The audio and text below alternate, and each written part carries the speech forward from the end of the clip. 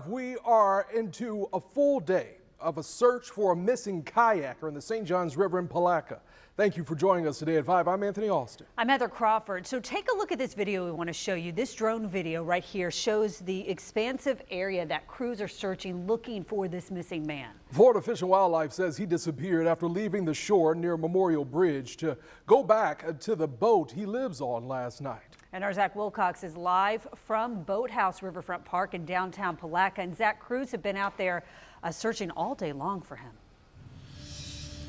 Yeah, Heather, we have seen the boats with the flashing lights going up and down from the bridge that's behind me here up toward the dock and back really all throughout the day. We've seen probably about a half a dozen boats at a time at some points, a little quieter out there right now. But his father was also out here, the kayaker's father, and he identified the kayaker as Jeremiah Beck, said he was a 43-year-old with 3 kids. And we also talked with one of Beck's friends who told us a little bit what it was like to see the scene here today with all of the search going on.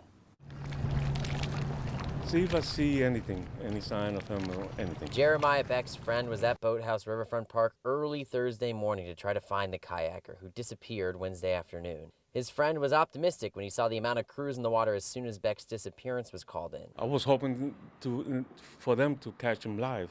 But as the hours rolled on, his hope has started to waver. Florida Fish and Wildlife says Beck was walking with some friends when he decided to take his kayak back to his boat in the St. Johns River. At some point after he left his friends, he disappeared. They were trying to look for him, and then they called the sheriff's office. FWC found the kayak itself and some of Beck's belongings on the shore. More than 12 hours into the search, FWC still viewed it as a search and rescue mission with drones, side-scan sonar, and a dive team ready to deploy. Obviously, the boat is a good starting point, and we're just going to work out from there and see if we find any anomalies in the water.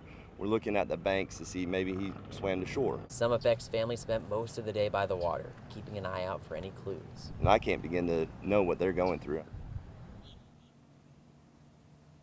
I just got off the phone with FWC within the past half hour or so, and they told me that they will keep this search going, that as the night falls, they will probably dwindle down to just 1 or 2 boats on the water. But then once the morning comes in and they have the daylight again, they're going to make sure that they have lots of crews back out there. And he did mention that they've had their dive team in the water at different spots checking, but still have not found Beck. In Palatka, Zach Wilcox, First Coast News, on your side.